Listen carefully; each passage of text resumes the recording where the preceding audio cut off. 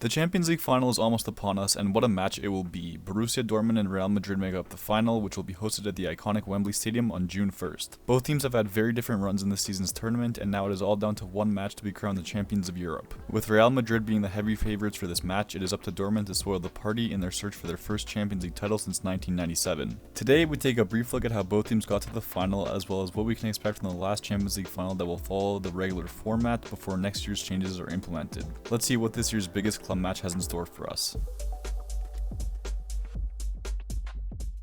Borussia Dortmund were drawn into arguably the toughest group in this year's competition alongside PSG, Milan, and Newcastle. Their campaign would start off with a disappointing 2-0 loss to PSG, in which the French side were the dominant force throughout the match. An uneventful 0-0 draw with Milan in their second game would see Dortmund come out with 1 point from 2 games, which would see their campaign take a dramatic turn. Back-to-back wins against Newcastle, a dominant 3-1 away win to Milan, and an exciting 1-1 draw with PSG would see Dortmund top their group with 11 points, scoring 7 goals and conceding 4. Led by veteran Marco Reus, Dortmund would go on to face PSV Eindhoven in the round of 16. The first leg would finish with a 1-1 draw, while the return leg would see Dortmund come out with a 2-0 win in a closely contested affair. The quarterfinals would see Dortmund face off against Atletico Madrid, with the Spanish side coming out on top in the first leg by a score of 2-1. The German side would respond with a 4-2 win at home, winning the tie by a score of 5-4 on aggregate. Dortmund would face off against group stage opponents PSG in the semi-finals, and with back-to-back 1-0 wins, the German side had reached the Champions League final for the first time since 2013. With 12 different goal scorers throughout the campaign, Dortmund can generate offense from almost any player, but it will be target man Nicholas Füllkrug, who leads the team with 3 goals, who will be the go-to option for the final match. Real Madrid were drawn into a very easy group, and they made light work of Napoli, Braga, and Union Berlin.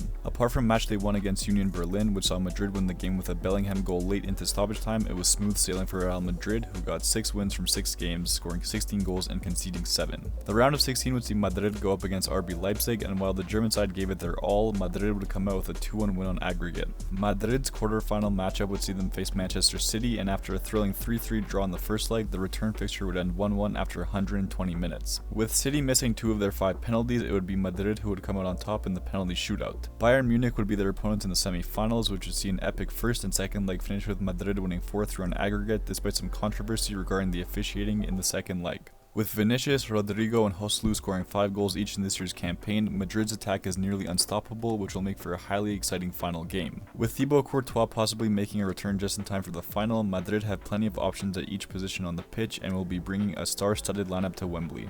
Borussia Dortmund and Real Madrid are no strangers to one another. While the two sides haven't played one another in over 6 years, the 2010 saw them face off several times in the Champions League. The 2012-13 season saw the two sides meet in Group D, with Dortmund winning the first encounter by a score of 2-1, with the second match ending as a 2-2 draw. The two sides would meet again in that season's semi-finals, with Dortmund coming out on top in a thrilling 4-3 aggregate win. The 2013-14 campaign would see the two sides meet yet again, this time in the quarterfinals, as Madrid would come out as a victorious side, winning 3-2 on aggregate.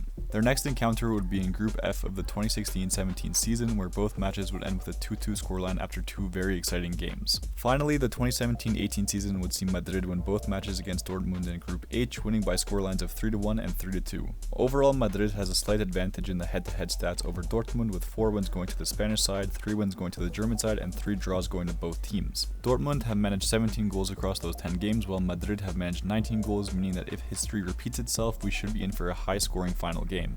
However, a lot can change in 6 years, and both the Dortmund squad and Madrid squad are vastly different today than they were the last time these two teams met. Of the 22 players who started the last match between the two sides, only 2 of them are still on their respective teams, those players being Nacho Fernandez and Lucas Vazquez. On paper, Dortmund have a considerably strong side, with Gregor Kobel in net, veteran Mats Hummels in defense, and youngsters like Nico Schlotterbeck, Julian Ryerson, and Ian Madsen. There's a reason why Dortmund's defense have only allowed 43 goals in the Bundesliga this season, tied for 5th lowest in the league.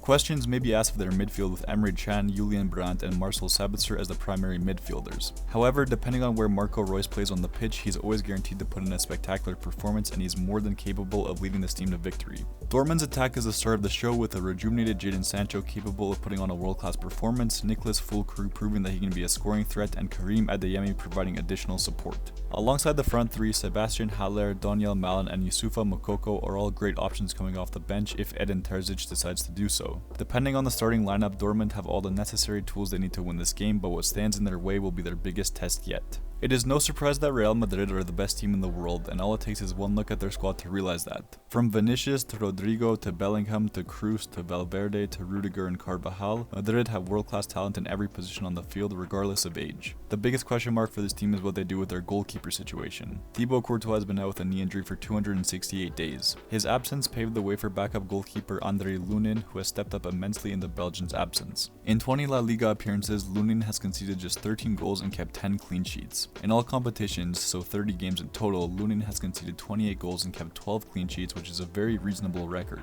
Depending on how healthy Courtois is come game day, Carlo Ancelotti will have a very difficult decision to make. Either way, the reigning Spanish champions have more than enough star power to win this game, and anything other than the Champions League title will be considered a failure for this season. The Champions League final is always a spectacle, and with the final being hosted at Wembley, a truly iconic stadium, I'm expecting a great match. As I said in my previous video where I mentioned how the last few finals have been a letdown, I'm really hoping this game makes up for it, and with two teams who have a history of high scoring matches, hopefully that can happen once again. Real Madrid are the heavy favorites for this match, but I truly believe that anything can happen on the world's biggest stage. In my opinion, I feel like Madrid have had a great season and they will want to come out and win their 15th Champions League title in convincing fashion. However, I also think that Dortmund winning this game would be historic for all the right reasons, and a title for Marco Reus would be the perfect farewell for a club icon. My final prediction for this match is a 3-2 result going the way of Madrid, with a brace from Vinicius and goals from Bellingham, Reus, and Brandt making up the final score. But what do you think of this year's Champions League final? Let me know in the comments below, as well as your score predictions for the match. Make sure to leave a like and subscribe to the channel for more football content, tier lists, and everything in between, and as always, I'll catch you next time.